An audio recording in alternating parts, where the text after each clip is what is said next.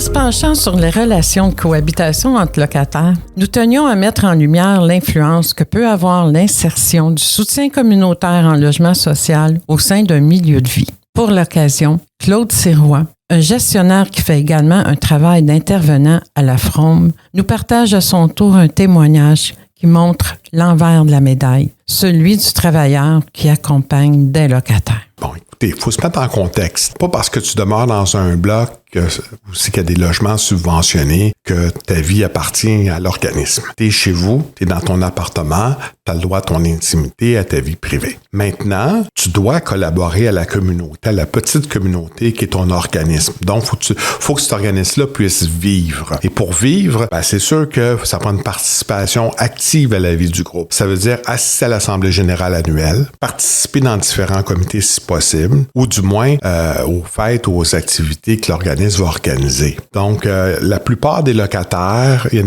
plusieurs locataires qui ne s'impliquent pas ou peu, qui restent chez eux. Ils ont le droit, c'est totalement correct. Là. Par contre, il y a plusieurs locataires aussi qui envoient un bénéfice de participer à la vie active du groupe. Par exemple, construire un jardin communautaire ensemble, ça permet des échanges à l'extérieur, de vivre ensemble, puis de s'échanger des légumes, puis de s'échanger des conseils, puis de jaser, puis de parler de la pluie, puis du beau temps, mais plein d'autres choses aussi. Donc, quand tu crées des liens entre les locataires, c'est un peu notre objectif, comme ça, comme intervenant en soutien communautaire, permettre de la création de liens entre les locataires.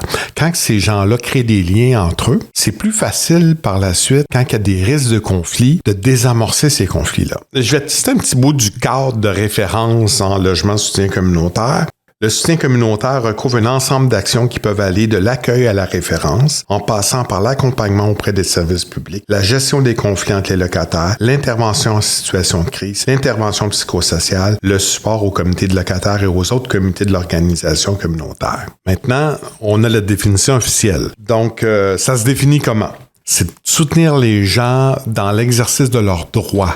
Pour ça, faut que les gens comprennent leurs droits. Faut qu'ils comprennent aussi leurs responsabilités qu'ils ont. T'sais, parce que on peut bien revendiquer plein de droits, mais on a des responsabilités comme individus. Ça, ce bout-là, des fois, c'est pas tout le temps clair pour eux autres. Ensuite, permettre à ces gens-là de trouver les ressources nécessaires, puis d'organiser leur vie, pour qu'ils soient capables d'être fonctionnels. Donc, en permettant des échanges entre eux, des fois, ils vont s'entraider. C'est de l'organisation à la vie courante. Ensuite, il y a un autre point qui est l'aide à la vie collective ou associative. C'est de permettre aux gens qui habitent le bloc d'avoir une vie sociale, de s'organiser. Oui, il y a le conseil d'administration, l'organisation du conseil d'administration, puis lui, il y a une grosse tâche, c'est de gérer l'ensemble immobilier, puis de gérer l'ensemble des règlements, puis la corporation en soi. C'est une responsabilité légale et civile importante, mais il y a plus que ça dans la vie d'un groupe. Il y a plein d'autres petits comités.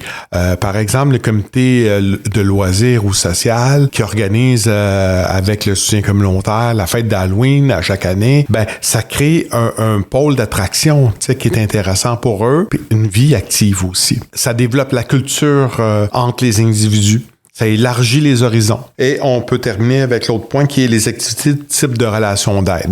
Comme soutien communautaire, on est là pour écouter, on est là pour entendre, trouver des ressources et des références à ces gens-là, de l'accompagnement aussi si le besoin est. Quand on commence un nouveau groupe comme soutien communautaire, c'est toujours délicat et c'est toujours compliqué. Parce que tu as une partie de ton travail qui est de l'observation. Il faut que tu saches dans quoi tu baignes. Quand tu rentres dans un milieu de vie, quel qu'il soit, je suis où moi là? J'arrive pas avec mes grands sabots dire voici ce que je vais faire puis voici comment je vais enlier mes flûtes. Faut que tu prennes conscience du milieu dans lequel que t'es. Il y a des conflits, il y a des territoires, il y a des clics, il y a un peu de tout ça dans un bloc appartement, quel qu'il soit. Que ce soit un 8 logements, un 16 logements comme ici à Pâle ou un 46 logements, c'est la réalité. Il y a une vie qui est là, qui est active, qui est présente. Souvent, c'est pas nécessairement le bon côté des choses parce que tout ce que tu as comme relation, quand il n'y a pas de soutien communautaire dans un bloc, c'est les risques de friction que tu as avec les autres. Donc, le locataire que tu trouves fatigant parce qu'il laisse traîner ses poubelles dans le corridor. L'autre parce qu'il fait du bruit. Parce que ci, parce que ça. C'est ça qu'on remarque plus chez les autres. Pas le sourire Madame Chose parce qu'elle sort pas à cause de ça, justement. Quand on arrive là comme soutien communautaire, il faut créer des liens. Il faut permettre à ces gens-là d'échanger entre eux,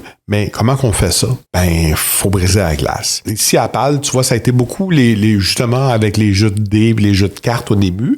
Puis, ça l'a perduré dans le temps. Je me souviens d'excellentes soirées où c'est qu'on a tellement ri. On était 6-7 autour de la table à jouer aux cartes, à rire. Puis bon, ça crée des liens forts, ça. Puis après ça, les gens, ont une perception différente des autres.